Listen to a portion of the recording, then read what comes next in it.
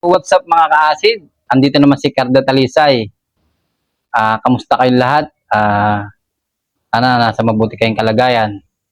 Update muna tayo. Ang vlog natin ngayon na kung ano yung pinakamatagal na sintomas na naramdaman ko at pinakatagal mawala. Kasi galing ako dati talaga madami akong sintomas na naramdaman bago nawala yun. Yung mga bloated ko sa tiyan, yung halos di ako makakain, masakit yung ulo ko, masakit yung lalamunan, sakit ng tiyan. Yun, lahat yun nawala na talaga. Yung dati, habang lumilipas, unti-unti yun nawawala mga ka-acid. Bali, ang pinakamatagal na sintomas na talagang tumagal sa akin, yung yung hilo. Talagang yan ang pinakamatagal na sintomas na naramdaman ko. Yung hilo talaga, matagal talagang mawala. Talagang diyan ka na mag-iisip kung high blood ka na, kung mababa ba yung dugo mo, kung matutumba ka. Diyan ka magkakaroon ng ano rin, ng anxiety din.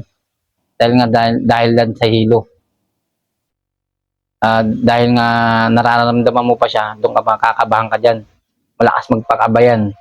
Pero huwag kayong matakot kasi talagang normal lang talaga yan. Kasama yan sa sintomas. Yun ang pinakamatagal mga ka-acid na naramdaman ko. Talagang hilo talaga. Yun, hindi naman tayo nagpapanik doon na yun, nakokontrol natin yung hilo natin. Kasi kung hindi mo kayang kontrolin yun, doon, mahirap yun talagang mga ka-acid. Doon ka na mag-iisip ng mga negative sa buhay. Doon ka mawala ng pag-asa. Buti na kaya natin yun, yung sa hilo. Mga ka-acid, minsan hanggang ngayon, nagpaparamdam pa rin yung hilo sa akin. Lalo na pagka talagang minsan pag napupuyat tayo, yun, minsan lang na lang siya nagpaparamdam. Hindi katulad dati na talagang 24/7 talaga siya. Paggising mo pa lang, nahihilo ka na, ganun. Talagang napakahirap din yan. Talagang doon ka mawawala ng pag-asang gumaling, parang ganun. Kaya sa mga nakakadanas ng sintomas na hilo, na matagal pa rin hanggang sa inyo, matagal pa rin. Darating din ang araw na makukontrol nyo rin siya. Dala rin niya ng sintomas ng acid reflux anxiety. Yun nga mga ka-acid. Ito, pagdating ng gabi, dito lang tayo nakapag-vlog. Kasi medyo nga busy tayo sa market. Lagi tayo nagtitinda mga ka-acid. Kaya sa mga bago pa lang sa nagkaka-acid reflux, talagang darating din ng panahon na gagaling din kayo dyan. Hindi naman habang buhay na sakit tong ramdaman natin. Siyempre, yung tiwala pa rin tayo kay Lord.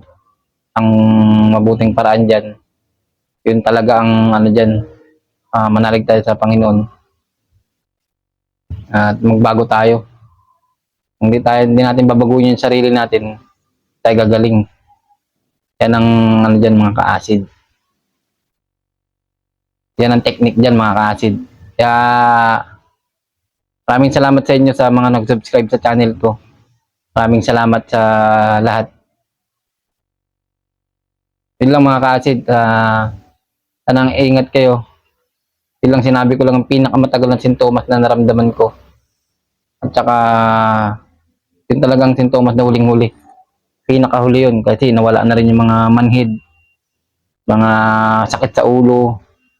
Mahirap talaga yan, yung mga sakit sa ulo, sa mata, ilong, bibig, dito, sa likod, paa, panghihina ng katawan. Naranasan ko pa yung para akong 60 o 80 years old. Kaya yung mga ganun, wag na kayo matakot kasi dinanas ko yun, gumaling naman ako, kaya masyadong kabahan mga ka-acid. Kaya hanggang dito na mga ka-acid. Marami pa tayong vlog ng mga masasaya. Ingat kayo. God bless mga ka-acid.